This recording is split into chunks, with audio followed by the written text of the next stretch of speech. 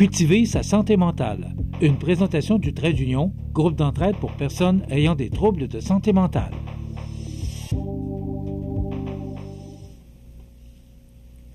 Je vous souhaite la bienvenue à cette autre chronique Cultiver sa santé mentale. Mélissa Boilard, qui est directrice générale de l'organisme Trait d'Union. Bonjour. Bonjour. Ça va bien? Oui.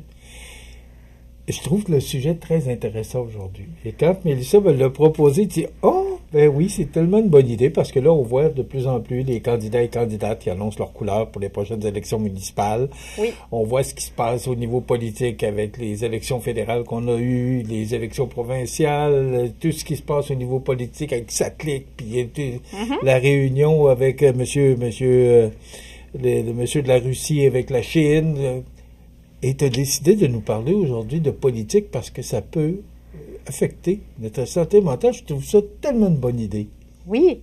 C'est une longue présentation, là, mais... Disons ça, c'est l'actualité ces temps-ci, puis surtout au niveau municipal, puis même au provincial, on commence à en parler, c'est dans moins d'un an, puis il se passe tellement de choses, on dit est-ce qu'on va se rendre là? Donc, effectivement, le sujet de la politique m'interpellait là, ce matin parce que au niveau de notre santé mentale, c'est pas loin, là. Et la politique, bon, à plusieurs niveaux, on a mondial, fédéral, provincial, municipal. Puis comment que nous, on peut se situer là-dedans? Parce qu'en fait, mon message ce matin, si je commence par ma conclusion, c'est que la santé mentale, c'est l'affaire de tout le monde. C'est collectif aussi. On peut prendre des mesures au niveau de nos institutions, au niveau de nos décisions municipales, etc., qui peuvent aider ou nuire à nos citoyens. Donc, il y a un enjeu qui est collectif dans tout ça.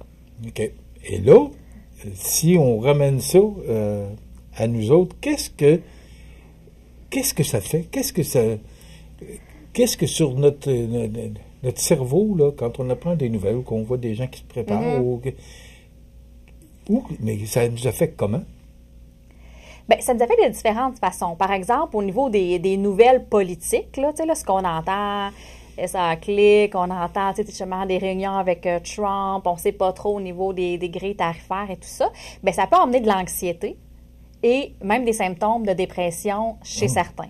Et, tu sais, la politique est à petite échelle, plus près de nous, puis des fois, elle est un petit peu plus loin. Mais quand on est anxieux, là, peu importe où est-ce qu'on est là, dans ces nouvelles-là, disons, ça peut nous affecter quand même. Donc, de voir une incertitude économique s'en venir, par exemple, avec le fédéral qui négocie avec Trump, etc., bien, même si moi, je pense que ça ne sera pas touché ou bien, peut-être que mon entreprise va être touchée, peut-être que ma famille va être touchée, peut-être, tu sais, ça peut amener vite de l'anxiété, en fait, puis du stress. Donc, on écoute, puis on est branché là-dessus. La politique, ça fait partie beaucoup des médias. C'est ça qu'on voit quand on ouvre la télé aussi, en tout cas, de ce temps-ci. Les nouvelles, ils rentrent, là. Donc, on les assimile. Fait qu'on a l'impression qu'on est là-dedans. Et des fois, on peut avoir l'impression qu'on n'a pas un gros rôle à jouer. C'est comme si ça se passait malgré nous, puis on n'est pas d'accord, puis ça devient... On est des spectateurs. On est des spectateurs, puis ne pas avoir le contrôle sur une situation et penser qu'on n'a pas mot à dire, bien ça peut être très anxiogène aussi. Mais il y a des élections bientôt, et tu sais, dans ce qu'on peut faire, là, nous autres, là, comme personnes, mettons, pour s'informer, participer à la vie citoyenne aussi, voter en pleine conscience, savoir pour qui je vote, m'informer, participer au débat, poser des questions, etc. Bien, ça, c'est quelque chose qui peut nous amener aussi à avoir un certain contrôle sur ce qui va arriver par la suite et de sentir qu'on fait partie prenante aussi de cette communauté-là, puis que c'est pas quelques personnes là, qui décident pour nous. Fait qu'il y a quand même des moyens en tant qu'individu à prendre. Et dans un autre aspect, la politique a des influences sur la santé mentale. Je ramène simplement au PAISM, qui est nous et notre Bible, c'est notre plan interministériel en santé mentale du gouvernement du Québec qui descend avec des grandes orientations. Donc, au niveau de la santé mentale, qu'est-ce qu'on devrait améliorer? Qu'est-ce qu'on devrait faire? Où va l'argent en santé mentale, au CIS, des organismes communautaires, etc. Qu'est-ce qu'on priorise pour les prochaines années? Là, on termine notre plan en 2026. Donc, ça, c'est quand même des orientations qui proviennent, on appelle ça du top-down, mais souvent du gouvernement, des instances municipales, par exemple, et qui va avoir des incidences sur nous. Le fait qu'on manque de logement, il y a des villes qui vont qui vont insister, qui vont participer à avoir des programmes, trouver des promoteurs pour avoir des logements sociaux. Ça a un impact sur la population au niveau de la santé mentale. Ça peut être un stress de moins, parce que là, se loger, ça peut être compliqué. Puis même si on travaille, là, on est là, fait que ça peut être très, très anxiogène pour des familles, pour des gens qui perdent leur emploi, etc. Le fait qu'on investisse, par exemple, dans les parcs, qu'on mette des programmes sur place, qu'on offre du sport à prix modique, mais ça, c'est toutes des choses qui sont des facteurs de protection qui sont là pour renforcer notre santé mentale aussi, puis empêcher l'isolement, qu'on ait des lieux, qu'on investisse dans des infrastructures ou des lieux communs, inclusifs. Et ça, c'est des décisions qui peuvent se prendre à tout stade politique et même au municipal. Donc, on a quand même des avenues. Quand je dis c'est la responsabilité de tous, c'est nos municipalités ont des choix à faire, puis ils peuvent le faire aussi pour une bonne santé mentale et physique des citoyens. Mélissa, je trouve que tu nous réveilles ce matin. Parce que j'aurais jamais pensé, pourtant, ce que tu nous dis, c'est tellement vrai, mais j'aurais jamais pensé que même la politique pouvait influencer la santé mentale. Je pensais pas. Mais c'est vrai. Toutes les décisions qui se prennent peuvent nous déranger.